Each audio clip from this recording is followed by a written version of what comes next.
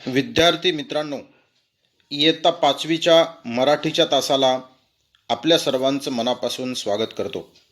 विद्यार्थी मित्रांनो, 18वा पाठ आपण 2 तासाला पाहिला. तिसऱ्या तासाला आपण त्याचा स्वाध्यायही पाहिला, काही उपक्रमसुद्धा पाहिले. त्याचबरोबर खाली एक शेवटचा स्वाध्याय जो आपण बघितला, तो स्वाध्याय असा आहे विद्यार्थी मित्रांनो की आपण तो स्वाध्याय सोडवला. खालील वाक्यातील रिकाम्या जागी कंसातील योग्य विशेषण लिहा. आपण बघितले 5 वाक्य दिलेले आहेत आणि कंसामध्ये विशेषण दिलेले आहेत आणि त्या विशेषणाचं काय म्हटलेलं आहे, आपण काय म्हटलेलं आहे तर ती विशेषणं शोधून लिहायची आहेत. बघा तर प्रश्न तो पुन्हा एकदा मी तुम्हाला रिमाइंड करतो. पुढील वाक्यातील रिकाम्या जागी कंसातील योग्य विशेषण लिहा असा प्रश्न आहे. काय दिलंय? पहिलं विशेषण दिले टवटवीत, निळेशार, नवा, 50वा आणि उंच. बघा वाक्य दिले हिमालय डॉट डॉट पर्वत आहे. कोणतं विशेषण येईल? हिमालय कसा आहे? हिमालय उंच आहे. बरोबर. पुढचं वाक्य दिलंय बागेत टिंब फुले उमलली आहेत. कोणतं विशेषण येईल तर फुले ही टवटवीत आहेत. फुलांसाठी टवटवीत हे विशेषण आलेलं आहे. बघा तिसरं वाक्य काय दिलंय? काल बाबांचा डॉट डॉट वाढदिवस होता. बघा बाबांचा वाढदिवस कितवा होता तर बाबांचा वाढदिवस 50वा होता. समुद्राचे पाणी टिंब दिसत आहे. कसं आहे समुद्राचं पाणी? त्या पाण्याचं वर्णन विशेषणामध्ये स्पष्ट केलेलं आहे. तर पाणी आहे ते निळेशार असं पाणी आहे. बघा पुढं ताईने बाळाला टिंब सदरा घातला तर नवा सदरा घातला. सदऱ्याबद्दलचं विशेषण आहे. ही विशेषणं तसंच विद्यार्थी मित्रांनो 19 पद्य क्रमांक 19 वर पण काही पुढील चित्रांना विशेषण द्या असा स्वाध्याय दिलेला आहे. विद्यार्थी मित्रांनो यावर्षी लॉकडाऊन असल्यामुळं काही अभ्यासक्रम जो कमी केलेला आहे त्यामध्ये वासरू नावाची कविता सुद्धा कमी केलेली आहे. त्यामुळे आपण विशेषण पाहणार आहोत कारण विशेषण व्याकरण हे कायम आपल्याला उपयोगी पडणार आहे. त्याच्यामुळे इथं पण व्याकरणाचा भाग जरा आपण फक्त बघूया. पुढील चित्रांना विशेषण द्या. इथे एक हत्तीचं चित्र दिलेलं आहे आणि हा हत्ती कसा आहे त्याचं विशेषण आपल्याला लावायचं आहे. मग पहिलं काय विशेषण येईल? किती दिलेत बघा? 1 2 3 4 5 6 विशेषणं त्याला लिहायचे आहेत. आणि पहिलं विशेषण इथं दिलेलं आहे सशक्त. सशक्त म्हणजे बलवान आहे तो. मग बलवान असं पण येऊ शकतं. तो शक्तिशाली आहे हे विशेषण येऊ शकतं. तो प्रचंड मोठा आहे ते पण विशेषण येऊ शकतं. अवाढव्य आहे. हत्ती कसा आहे? अवाढव्य आहे. हत्ती मजबूत आहे असं विशेषण येऊ शकतं. आणि म्हणून ही सगळी विशेषणं आहेत. पुढे एक चित्र दिलेलं आहे. कोणतं चित्र दिलेलं आहे बघा? एक घर सुंदर दिलेलं आहे. कसं घर आहे ते? टुमदार घर आहे, सुंदर घर आहे, ऐस पैस आहे, उंच आहे, भव्य आहे, हवेशीर आहे अशी त्याची विशेषणं आहेत. विद्यार्थी मित्रांनो या दोन्ही पाठाच्या खाली स्वाध्याय म्हणून विशेषणाबद्दल थोडी माहिती दिलेली आहे. पण मी तुम्हाला या तासाला काही अधिक माहिती सांगणार आहे. ती विशेषणाची माहिती मात्र लक्षात ठेवायची. ती पुस्तकात नाही, व्याकरणाच्या पुस्तकातली शोधून मी आपल्या समोर सगळ्यांच्या प्रेझेंट करणार आहे. बघा विशेषण पुढील शब्दसमूह पहा. बघा काही शब्दसमूह मी तुम्हाला सांगतो. चांगली मुले. मुले कशी आहेत? चांगली मुलं आहेत. टोप्या 5 टोप्या, 10 टोप्या. टोप्या किती आहेत? 5. कुत्रा कसा आहे? कुत्रा पांढरा कुत्रा, काळा कुत्रा म्हणजे काळा हे त्याचं विशेषण आहे.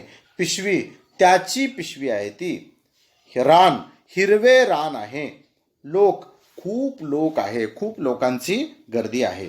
बघा वरील शब्दसमूहात चांगली, काळा, हिरवे, 5, त्यांची, खूप हे शब्द त्यांच्या पुढे येणाऱ्या नामाबद्दल विशेष माहिती सांगतात. म्हणून ही विशेषणं होत.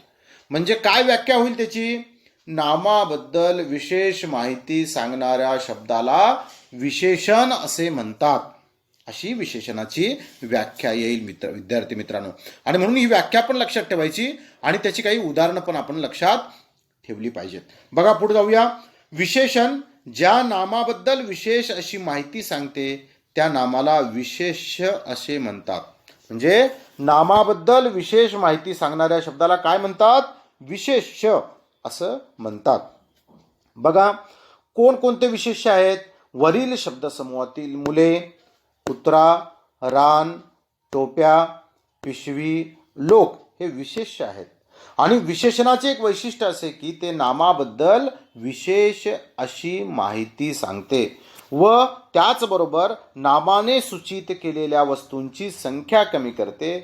कसे ते पहा. टोप्या या शब्दाने जितक्या वस्तूंचा बोध होतो त्याहीपेक्षा कमी वस्तूंचा बोध काळ्या टोप्या असा होतो. आणि म्हणून त्यातल्या काळ्या टोप्या त्यातलं विशेषता काय आहे? त्यामुळे संख्या कमी करण्याचं काम ते करतं. विशेषयुक्ताने होते. समजा टोप्या हा शब्द उच्चारताच आपल्या डोळ्यापुढे 25 टोप्या उभ्या राहत असल्या तरी काळ्या या शब्दाने इतर रंगांच्या टोप्या त्यातून वगळल्या जातात. म्हणजे काळ्या या विशेषणाने टोप्यांची संख्या मूळच्या 25 पेक्षा कमी झाली. लोकरीच्या टोप्या असे म्हणताच ते संख्या आणखीन कमी होते. याचा अर्थ की जितके विशेषण अधिक तितके नामाचे वर्णन अधिक स्पष्ट होते. म्हणजे नामाचं वर्णन अधिक स्पष्ट होण्यासाठी विशेषणाचा उपयोग होतो. विद्यार्थी मित्रांनो, हे एक महत्त्वाची त्यातला शब्दसमूह लक्षात ठेवला पाहिजे. बघा म्हणजेच विशेषणाच्या योगाने नामाची व्याप्ती मर्यादित होते. म्हणून विशेषणाची व्याख्या पुढील प्रमाणे म्हणता येईल. नामाबद्दल विशेष माहिती सांगून नामाची व्याप्ती मर्यादित करणाऱ्या विकारी शब्दाला विशेषण असं म्हणतात. फार महत्वाची व्याख्या आहे. ही व्याख्या लक्षात ठेवली पाहिजे.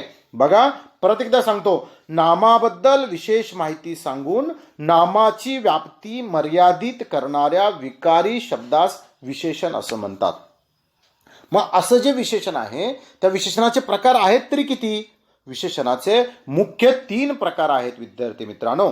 पहिला प्रकार आहे गुण विशेषण, दुसरा प्रकार आहे संख्या विशेषण व तिसरा प्रकार आहे सार्वनामिक विशेषण. बघा गुण विशेषण म्हणजे काय? ज्या विशेषणाच्या योगाने नामाचा कोणत्याही प्रकारचा गुण किंवा विशेष दाखवला जातो त्याला गुण विशेषण असं म्हणतात. मोठी मुले, आंबट बोरे, पिकलेला आंबा, म्हातारी माणसे. म्हातारी, पिकलेला, आंबट आणि मोठी ही काय आहेत? त्याचं गुण आहे, ते गुण दर्शवतात ते. आणि म्हणून ही गुणविशेषणं असलेली आपल्या लक्षात येतात. पुढे बघा संख्यावाचक विशेषण. ज्या विशेषणाच्या योगाने नामाची संख्या दाखवली जाते त्यास संख्या विशेषण असे म्हणतात. 10 मुली. मुली किती होत्या? 10. 14 भाषा. भाषा किती आहेत? 14. वर्ग पहिला. वर्ग कोणता आहे तो? पहिला वर्ग आहे. इयत्ता 8वी. इयत्ता कोणती आहे? तर 8वी आहे. चौपट फळे. फळे किती आहेत? तर चौपट आहेत. दसपट रुपये. दसपट म्हणजे रुपये किती आहेत? तर दसपट आहेत. लोक पुष्कळ लोक आहेत. मुले काही मुले आहेत. म्हणून याच्यातनं संख्या स्पष्ट होते. म्हणून हे संख्यावाचक विशेषण आहे. आता तिसरा प्रकार आहे सार्वनामिक विशेषण. विद्यार्थी मित्रांनो सार्वनामिक विशेषण म्हणजे काय? बघा तर मी त्याची काही उदाहरणं सांगतो आपल्याला स्पष्ट होईल. बघा हा मनुष्य, तिच्या साड्या, तो पक्षी, असल्या झोपड्या, माझे पुस्तक, कोणता गाव. बघा हा, तिच्या, तो, असल्या, माझे आणि कोणता ही काही विशेषण आहेत. हिला सार्वनामिक विशेषण असं म्हणतात. वरील शब्द हा, तो, मी, ती, असा, कोण ही मूळची सर्वनामे आहेत. सर्वनाम हे नामाच्या ऐवजी येत असते. पण वरील शब्दात सर्वनामा पुढे आली आहेत. ती आता सर्वनामे राहिली नसून ती त्याच्या पुढे असलेल्या नामाबद्दल विशेष माहिती सांगतात. म्हणून विशेषणाचे कार्य करतात. सर्वनामापासून बनलेल्या अशा विशेषणांना सार्वनामिक किंवा सर्वनाम साधित विशेषणे असे म्हणतात. विद्यार्थी मित्रांनो आपण बघा आपण काय काय पाहिलं तर आपण विशेषण म्हणजे काय आपल्या पाठ्यपुस्तक पान क्रमांक 54 आणि पान क्रमांक 58 पान क्रमांक 56 याच्यावर जो अभ्यासक्रम म्हणजे तुम्हाला काही उदाहरणं देऊन विशेषण स्पष्ट करण्याचा अभ्यासक्रम मंडळानं प्रयत्न केलेला आहे. त्याच्याबद्दल मी अधिक माहिती, विशेषणाचे प्रकार, त्याची व्याख्या आणि त्याची काही उदाहरणं सांगितली. मी जो उदाहरणं आणि व्याख्या सांगितलेली आहे ती शांतपणे पुन्हा पुन्हा ऐका, वहीत लिहून ठेवा आणि हे दोन्ही स्वाध्याय आपल्या स्वाध्यायाच्या वहीमध्ये लिहून ठेवा. विशेषण हे नेहमी आपल्याला 6वीला लागणार आहे, 7वीला लागणार आहे. त्याच्यामुळे हे कायम उपयोगी पडणार आहे आणि म्हणून ह्याच्याबद्दलची माहिती जपून ठेवा, पाठ करा व्याख्या आणि त्याची उदाहरणं पहा. धन्यवाद.